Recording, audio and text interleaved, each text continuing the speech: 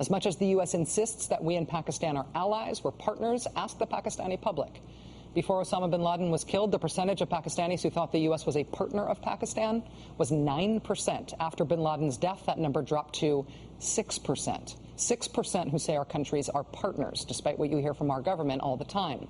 The number of Pakistanis, the proportion of Pakistanis who say instead that the United States is Pakistan's enemy, that number is 69%. In January of this year, the governor of Pakistan's most populous province, a political moderate challenging religious extremism in his country, challenging the country's anti-blasphemy laws specifically, he was assassinated on the street in the nation's capital. He had been assigned a whole complement of bodyguards to protect him. It was one of the bodyguards who killed him. Joining us now for the interview tonight is his daughter, Sherbano Taseer.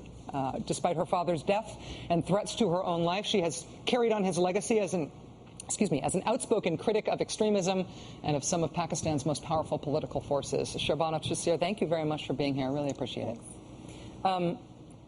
Why do you believe your father was killed, and what's the status of the trial for the man who's accused of killing him? Well, my father had stood up for an innocent woman, a Christian woman, who had been accused of blasphemy a couple of years ago. And in November last year, she was sentenced to death. So on humanitarian grounds, my father took up her case. He felt that she had been a victim of Pakistan's blasphemy laws, which are draconian in their nature, and they're being used as an instrument of repression and terror, where they're vague and they're open-ended. So anyone can level blasphemy charges against anyone and accuse them of anything, and you don't get a chance to prove yourself innocent, and you're tossed into jail for the rest of your life. So so my father felt very strongly about this, and he reminded the public that this was not about religion, this was about humanity. And your father was one of the most prominent, well-known politicians in the country, governor of the most populous, wealthiest province in Pakistan. Did he know how much danger he was putting himself in by taking that stand?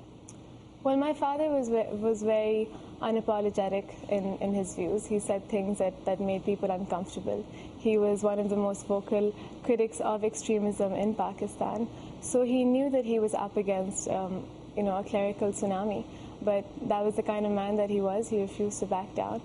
How important is it, especially for an audience right now in America, thinking about our relationship with Pakistan, thinking about the potential end of our decade of war in Afghanistan, how important is it that the man who killed him was part of the security services, was one of these elite-level bodyguards, and what does that mean? I think it shows just how far the tentacles of extremism have spread in Pakistan, where you have, your armed forces are taking these kinds of stands, and it's spread into your security forces as well.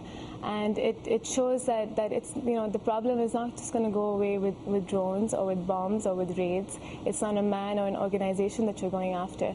It's a mindset. And it's a very deeply rooted mindset.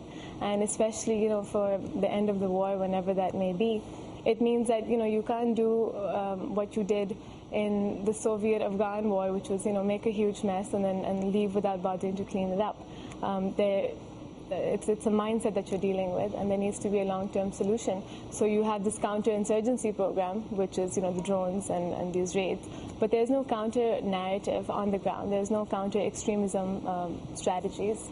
If America believes that it is in the world's interest and in our own interest to try to take your father's side in this fight, to try to work against extremism in Pakistan, as the U.S. military presence in Afghanistan starts going down, is there something else that America should be thinking about, or at least debating, committing to, in order to try to bring about what your father wanted in Pakistan? Yeah, if you look at American aid, it's all going towards the military. So there are billions of dollars that are going towards planes and teaching soldiers how to fight and arms and bombs and guns and things, but there is no humanitarian aid. So there is no aid that's going towards infrastructure or education or sanitation or electricity or, and these are the main things that Pakistan needs. These are the everyday problems. And it's when you begin to address these problems that you begin to address the root causes of extremism. Isn't the military and the intelligence service, though, so dominant that they essentially make sure that all of the money gets diverted to themselves, no matter who it's earmarked for? Yeah, they very much call the shots. Yeah. So how do you get around that? That's a $1 million question. Yeah. Actually, it's about a $15 billion question, I guess, if we do the math here. Sherbano Taseer, the daughter of assassinated Pakistani Governor Salman Taseer. I have wanted to talk to you for a long time. I know you're not in the U.S. for long right now. And I also know that you speaking out in this way is a considerable act of bravery on your part. So I am doubly and triply thankful for this time to talk to you. Thanks a lot. Thanks. Good luck. We will be right back.